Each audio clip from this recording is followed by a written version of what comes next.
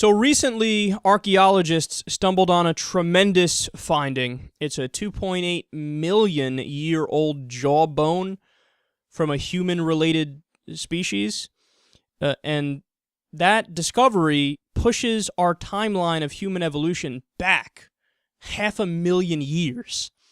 So it's an incredible finding. It's a huge breakthrough.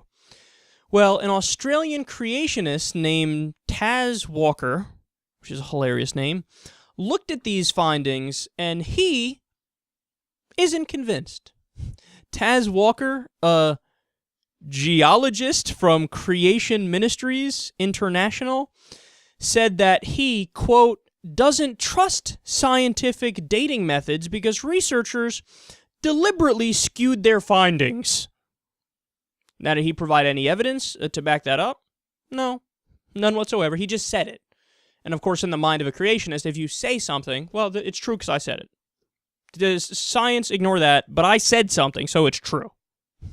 So here's his actual quote. Every dating method is based on assumptions about the past. And so you choose the dating method to get the date, the sort of date to fit in with where it is, and you select the results that fit in with your research program. The only way to reliably know the age of something is by eyewitness reports. And basically, the Bible gives us an eyewitness report. People who were there from the beginning, that's recorded down, and it's about 6,000 years old. Where do I begin? So, eyewitness reports. Well, clearly this guy doesn't know that the Bible is not based on eyewitness reports. The Bible was written well after Jesus died, or I should say the New Testament. There were stories that were passed down and then passed down again, and then they wrote about it. So there's no eyewitness reports. What the fuck? Do you not even know basic Bible history? How sad is that? And if we're going to just take holy books, take it at its word. Take it at its word. Okay, well then, why isn't the Quran an example of an eyewitness account? It's more of an eyewitness account than the Bible is. So by your own logic, you should be a Muslim. Or how about the Bhagavad Gita?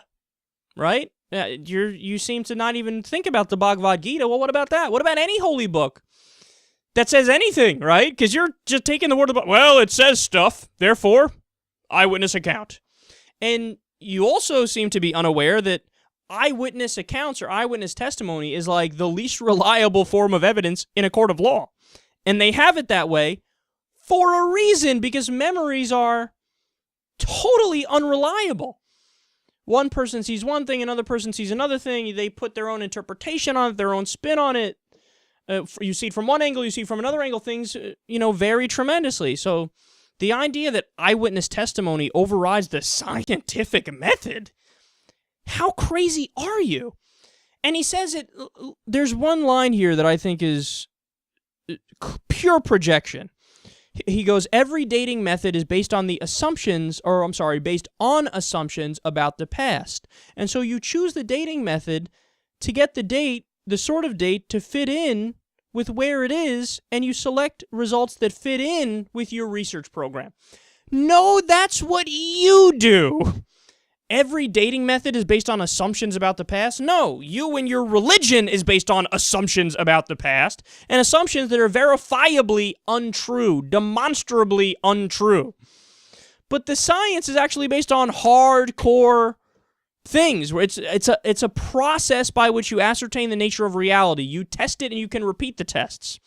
So, I'm sure they figure this out through some dating method, probably radioactive carbon dating or whatever it is, and that's something that we know gives us reliable information. Whereas you are pointing at a book which also says that the earth is flat and that dragons and unicorns exist. So who would you trust? But see, this is, the existence, at this late date in history, the existence of creationism and creationists is depressing, because you have to be willfully ignorant to be a creationist in today's day and age. You need to actively choose to disregard what is empirically correct. You need to...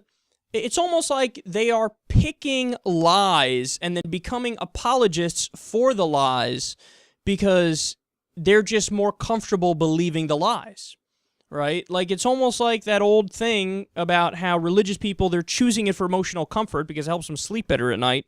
But instead of being, like, humble in that, like a lot of people are, like, there are plenty of religious people who are religious for emotional comfort, but they're humble about the fact that they believe it for emotional comfort. And they'll say to you, it's just my faith. I'm not making any hard claims here. It's just what I believe. And you go, okay, whatever, fine. But then there's these guys who are like, no, I believe it only for emotional comfort, but I'm going to argue that it's right because my weak emotions can't take it if it's not true. So it's really sad, man. I feel bad for these people in a way. You know, I would feel nothing but bad for them, and I wouldn't be mad at them at all if they weren't actively spreading misinformation and trying to affect public policy and screwing up our education system and the science classes and stuff like that. So just a sad, sad guy, Taz Walker. You're making an ass of yourself on a daily basis. You might want to stop talking.